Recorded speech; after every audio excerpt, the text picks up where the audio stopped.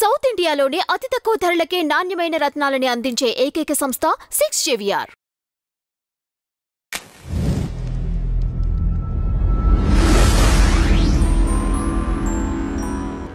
అసలు ఏ ఇన్సిడెంట్తో అనిపించింది ఇక్కడ ఏదో తప్పు జరుగుతోంది, మనల్ని ఏదో ట్రాప్ చేస్తున్నారు అని?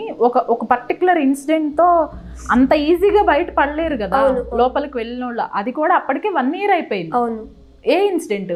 ఎవరైతే వీరేంద్ర దీక్షిత్ ఉన్నాడో అతను నా మీద రేప్ అటెంప్ట్ చేయబోయాడు. మీరు 2010 ఎక్కడండి ఇన్సిడెంట్? ఎక్కడ జరిగింది? అక్కడ ఢిల్లీలో జరిగింది. ఢిల్లీ దగ్గర మనకి హర్యానా అని ఉంటుంది. హర్యానాలో నెక్స్ట్ రాజస్థాన్ జైపూర్ కూడా. అక్కడ అన్ని వీళ్ళ సెంటర్స్ అక్కడక్కడ ప్రతి డిస్ట్రిక్ట్ ఉన్నాయి.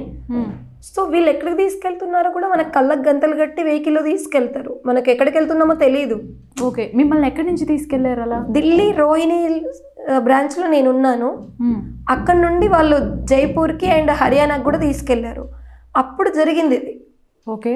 అయితే అతను రేప్ అటెంప్ట్ చేయబోయినప్పుడు నేను కంప్లీట్గా దానికి ఎగెనిస్ట్గా మాట్లాడాను. మనకి గుడ్ టచ్ బ్యాడ్ టచ్ వాళ్ళ బిహేవియర్ తెలుస్తుంది. అతను 75 ఏళ్ళ ముసలాయన అండి అప్పుడు 2015లో. ఇప్పుడు ఎన్నేళ్ళు అవుతుంది? ఆల్మోస్ట్ 10 ఏళ్ళు కదా. అయితే మిమ్మల్ని ఆ 75 years అతని దగ్గరికి తీసుకెళ్లారు? ఎస్, అతను అప్పటికే 77 అట్లా ఉండున్నాడు. ఓకే. అయితే అతను ఇప్పుడు మనం చాగంటి కోటేశ్వరరావు గారు, గరికపాటి గారిని మనం ఎలా చూస్తాము? ఒక తాతయ్య గారి దృష్టితో, లేదా ఒక తండ్రి దృష్టితో, ఒక గురువు దృష్టితో చూస్తాం కదా. వాళ్ళ వయసుని బట్టి, వాళ్ళు చేస్తున్న ధర్మ ప్రవచనాలను బట్టి. ఇతను రకరకాల మురళి, వీళ్ళు ఫాలో చేసేది ఏంటంటే మురళి అండి. ఆ మురళి ఎవరు చెప్పారు? దాదా లేఖరాజ్ అప్పటి నుండి 1936 నుండి చెప్పుకొస్తున్నారు. దాన్నే వీరేంద్ర దీక్షిత్ అతనికి నచ్చినట్టుగా ఫిలాసఫికల్గా చెప్తాడు. మిగిలిన వాళ్ళు 5 గ్రూపుల వాళ్ళు కూడా ఫిలాసఫికల్గా చెప్తారు. సో ఈ మురళి అనేది చెప్తున్నారు. నెక్స్ట్ ఈ మెడిటేషన్లో వెళ్తున్నప్పుడు మేము ఆల్రెడీ హిప్నటైజ్ అయిపోయామని నాకు అప్పటికి అర్థం కాలేదు. ఎగ్జాక్ట్. మంచి దేవుడి గుణాలు, ఇప్పుడు రాముడు లాంటి గుణం, కృష్ణుడు లాంటి గుణం, మంచి ఒక యోగి గుణము, మునుల గుణము, ఇలాంటివి ఉంటాయి. బట్ నీకు శివుడే మీ లోపల వచ్చి అంత చెప్పడము, అసలు శివుడు కనపడడు కదా ప్రూవ్ చేయడానికి కదా. ఇప్పుడు అదే శివుడు నా లోపల వచ్చి వీళ్ళ బండారం బయట పెట్టద్దు. ఎందుకు పెట్టొచ్చు కదా. ఇప్పుడు శివుడు వాళ్ళ లోపల వస్తే నా లోపల ఎందుకు రావద్దు? మరి దాదా లేక అది అందరిలోనే అవకాశం ఉంది కదా. సో వీళ్ళు నా పేరిట ఇంత దారుణాలు చేస్తున్నారమ్మా అని శివుడే నాకు ఈ సంకల్పంతో ముందుకు నడిపిస్తున్నాడు. శివుడాజ్ఞ లేనిదే చీమైన కుట్టదు అంటారు కదా. సో ఈ రకంగా ముఖ్యంగా నేను చెప్పాల్సింది వీళ్ళపైన లీగల్గా వెళ్ళడము, ఈ సంస్థలు మోయించడం అనేది అది జరిగేటప్పుడు జరుగుతూ ఉంటుంది. ఓకే. బట్ ఇప్పుడున్న హిందువులు సనాతన ధర్మం కాపాడుకోవాలనుకున్న మనము, మన కుటుంబాలు, ఎవరి కుటుంబంలో భార్యాభర్తలు, పిల్లలు అందరూ అలర్ట్ అయ్యి ఈ బ్రహ్మకుమారి సంస్థలకు ఎప్పుడు వెళ్ళొద్దు, వాళ్ళ వైపు చూడకండి. వాళ్ళు మీ చుట్టుపక్కల ఉన్నా కూడా ఖాళీ చేయించండి.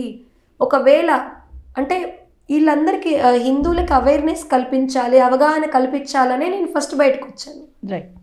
బట్ ఇంకొకటి ఏంటి, మీరు అన్నారుగా ఇంతకుముందు, అంటే లలిత్ కుమార్ అన్న కూడా వీళ్ళపైన చేసినప్పుడు డిబేట్కి రమ్మన్నప్పుడు వీళ్ళు రాలేదని.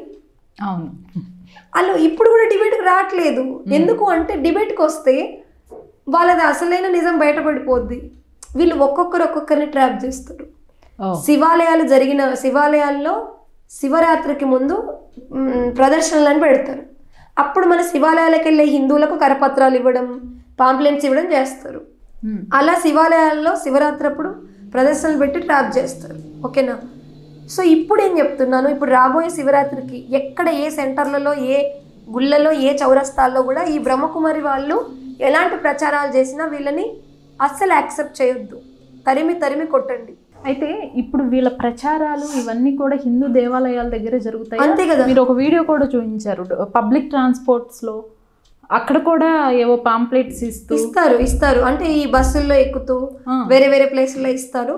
మరి క్రిస్టియానిటీ చర్చిల దగ్గరికి, మదర్సాల దగ్గరికి, మసీదుల దగ్గరికి, ముస్లింల దగ్గరికి వీళ్ళు వెళ్ళరండి.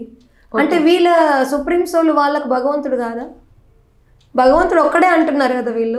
అందరికీ హిందూ ముస్లిం బాయి, హిందూ ముస్లిం సిక్ ఈసాయి సబ్ ఆపస్ మే బాయ్ అంట.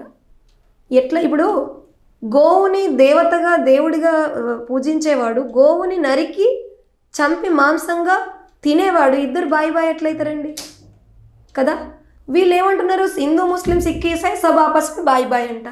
ఎట్లా బాయ్ అయితే సరే బాయ్ అని మీ ఉద్దేశంలో అయితే మరి వాళ్ళ దగ్గరికి, క్రిస్టియన్ వాళ్ళ దగ్గరికి వెళ్ళి మీరు ఎందుకు ప్రచారం చేయట్లేదు?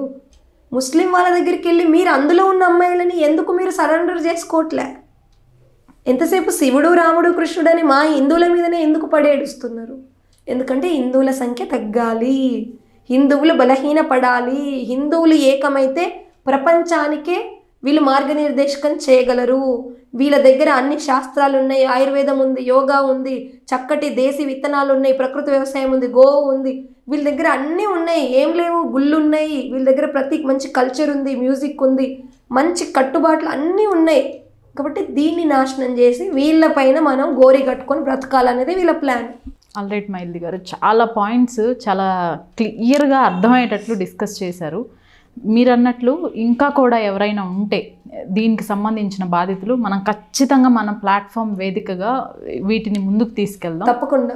అండ్ మీరు మీడియా నుండి చెప్పాల్సింది, దాదా లేఖరాజ్ బ్రహ్మకుమారిలు, వీరేంద్రదేవ్ దీక్షిత్ బ్రహ్మకుమారిలు, అమోల్ బ్రహ్మకుమారిలు, పరం శాంతి దశరథ్ పటేల్ బ్రహ్మకుమారిలు, ఇప్పుడు ఓం మండలి బ్రహ్మకుమారిలు, వీళ్ళందరూ వేరే వేరే దుకాణాలు పెట్టుకున్నప్పటికీ వీళ్ళందరూ ఒకే చెట్టు సంబంధించిన వాళ్ళు, ఒకటే దోపిడీ గ్రూప్ ఇది.